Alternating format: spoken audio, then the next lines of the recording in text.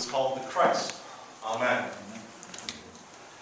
Okay, since many of you know that I went to Gettysburg this summer for the 150th anniversary of the battle, I got one more Gettysburg story for you to start it off. So you can get all the groans out now, or anything else you need to get out. But the beginning of the first day of battle, July 1st, as the vanguard of the Army of Northern Virginia and the dismounted cavalry from General Buford are meeting west of Gettysburg Seminary, which I'll say again is an ELCA seminary, so it's one of ours.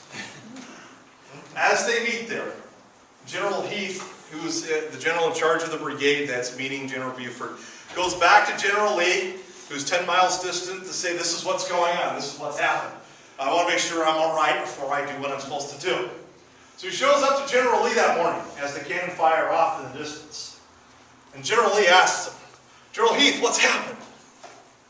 General Heath says, we came into Gettysburg. We first thought it was simply local militia. And then we found out they were dismounted cavalry. Well, what'd you do next? Well, sir, they wouldn't leave. My boys got the danda up, and they just wouldn't go anywhere. Next thing I know, I'm facing half the Union Army. Because the first call, the Black Hats came up. I don't know what to do, sir.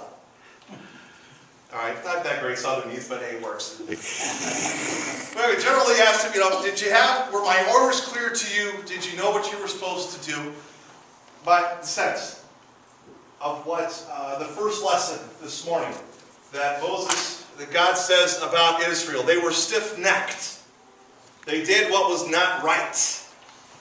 As so this little conflagration, this little meeting of dismounted cavalry and a brigade of the Army of Northern Virginia leads to this great battle, 3-day battle at Gettysburg. Because my boys got the danda up, because the cavalry wouldn't leave, comes to us as well in the terms of God getting God's danda up, if you will, against Israel. And you may wonder why. Because Israel has done this thing about this golden calf that they've made. Because Moses has been gone up the mountain for 40 days. And Israel wouldn't leave. Which is amazing if you think about it. Because Israel would do something like that. Because they would go do their own thing. They didn't leave. But they did their own thing as making a golden calf. And this is when Moses comes back down the mountain and shatters the tablets that the 10 Commandments were written on. And goes back up to say, God, what do we do now? And God, in a sense, is being stiff-necked right now. Because God wants to just say, I'm getting rid of them. I'm starting over. And with Moses, I'm going to use you and make a great nation out of you. Which is the same promise that God made to Abraham in Genesis. And you may know that the promise was at various times in play of whether it was going to come true or not. With Abraham and Ishmael. With Abraham and Sarah being so old. With Abraham and Sarah not doing what they were supposed to do. Yet God was faithful. Now God's had it up to here. And it says, heck with all of you. I'm done. And God is now putting the promise in jeopardy by using the same words God used with Abraham. And using them with Moses. That out of you I will make a great nation. So God's really got his danda up. And this is a problem. Moses rightly says, God, what are people going to say about you if you do this? God, what will people believe about you if you do this? Remember what you said. Which is really very impressive. That Moses would say these things to God. Because I know I don't got the chutzpah to stand up in front of God and go, God, remember what you said. Remember the promises you've made. Okay? This guy's got a lot of guts to say this to God on a mountain. When God just may say, you know what? The heck with me being upset at Israel. Moses, I'm upset with you. Poof. X. But yet Moses is feisty enough to do so. I think in some way God wants us a little feisty. As you look through the story of the Bible, those that are closest to God's heart, they're a little feisty. Adam and Eve, The whole Garden of Eden thing, eating the fruit of knowledge of good and evil. They're a little feisty. Abraham, wandering the desert. They're going where God wants them to, but yet trying to maneuver the process a little bit. Abraham's a little feisty. Moses himself. He's come from aristocracy. In a sense, he's been raised in the Egyptian Pharaoh's court. He knows them.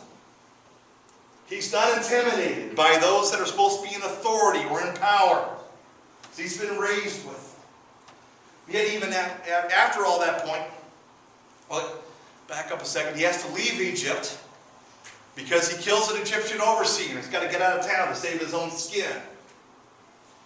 And Moses is a little feisty too, because he gets to the burning bush. And God says, you're going to be the one to save my people. And what's Moses' reaction? No, God, not me. I can't talk. You don't want me. Oh, who am I going to say that you are if the people ask? Because they're going to ask. He has all these excuses for God. But yet that's not the Moses we meet here at this point in Exodus. Moses has gone through the trial by fire, if you will, a trial by plagues. Then he's gone through the burning bush. He's gotten over his own inhibitions. He's gotten past what he believes God should be doing with him. I think for one major reason. Is that Moses has spent time with God. Moses has spent a great deal of time with God. And has gotten to know God on a very intimate, very close basis. I can't believe that God is simply leading them around the desert by a pillar of fire by night and a pillar of cloud by day, and not talking, conversing with Moses. I have a hard time believing that after Moses came down from the burning bush, God still wasn't in his ear a little bit, reassuring him, talking with him, letting Moses know who this God is. So when he stands before Pharaoh and says, let my people go, and Pharaoh keeps saying, no, not going to happen. That Moses can still stand in confidence, still stand before him and say, God has said this, it's going to come true. So Moses is a bit feisty. If we continue on in the Bible, there's example after example. David's a bit feisty. Jeremiah, Elijah, Elisha. They're all a little feisty to be prophets of God. They rub people the wrong way. They stand for what they believe in, and they don't stray from it. They're a little stubborn, a little feisty. And I'll even say it, even Jesus is a little feisty. Because he doesn't put up with the status quo. He doesn't put up with what the scribes and the Pharisees and the church and what people commonly believe of what God is up to and what God is doing. Jesus stirs the pot quite a bit. To be honest, it's why he's crucified at Calvary. Because he's not crucified for anything else than being a traitor. If you're a traitor, you stir the pot. And I'm not even going to get into Paul. That's a whole separate deal of how feisty Paul is. Okay? He's the feistiest one of the bunch that we have in the Bible. Okay? That guy's got a one-track mind. And the heck with everything else. So I think God wants us to be a little feisty. That's where we're coming back to with all this. And God doesn't mind if we get our dander up about what God is doing. And say, God, wait a minute. You're supposed to be doing this. This is what's supposed to be happening in this place. Whether it's peace, or whether it's freedom, or whether it's hunger, or whether it's the treatment of others, or whether it's discrimination, it doesn't matter. But God, you're supposed to be a part of this. And you're supposed to be fixing this. And I don't think we as American Christians in the 21st century do a real good job of holding God's feet to the fire, if you will, and getting our dander up about what God's up to. And say, God, you need to be here. God, you need to be there. You need to be taking care of this. And I think we're not for one very important reason. Because God will turn that back into us and say, yeah, I'm doing it, but through you. And that's where we get into problems. That's where we get into, whoa, wait a minute, God, you're supposed to be taking care of this, not through me. No, wait a minute. Hey, hang on. But that's exactly true.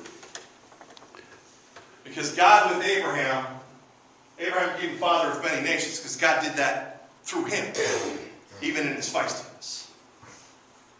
God with Adam and Eve started this whole creation, humanity thing with us. That has led to us, even in their feistiness. David united the kingdom and started the great peace of Israel that is still hankered for and still clamored for and still desired today. Moses led the people from slavery in Egypt to the land that God has promised. It is the seminal moment. He is the seminal figure of the law in the Jewish culture. God did it through him. So it's a twofold deal. If we're feisty enough to stand in front of God and say, God, you need to fix this. You need to be here in the midst of this. We also need to be feisty enough to stand with God and help fix it. And be open to the possibility that God is going to use us to fix the problem that we see in our lives, our families, our communities. God knows there's enough problems in our homes, in our schools, in our communities, in our towns, in our neighborhoods. I don't have enough time to talk about all of them. You know what they are just as well as I do. And how often do we sit and we go, God, you need to fix this. God, you need to be in the midst of this. God, you need to. But yet God is calling us to more. God is calling us to say, you recognize it, you see it. You need to be open to letting me work through you to help fix it, to help make it better, to help do what needs to be done. Whether it's at this place, whether it's in that offering plate, whether it's with your hands, your feet, your mind, your heart, doesn't matter. God wants it. God desired it. God, I'll even say it, God needs it. Because God uses us to make this a better place. Last week, many congregations within the ELCA celebrated the 25th anniversary of the ELCA. We've had this slogan for the last couple of years that says, God's work, our hands. It's time. We are indeed in the midst of God's work in this place. God wants our hands to make it come about. Because this place is not leaving. Period. End of story. Not leaving. So if we're feisty enough not to leave, we're feisty enough to go do what God has called us to do. Period. End of story. God's work. Our hands. Let's do it.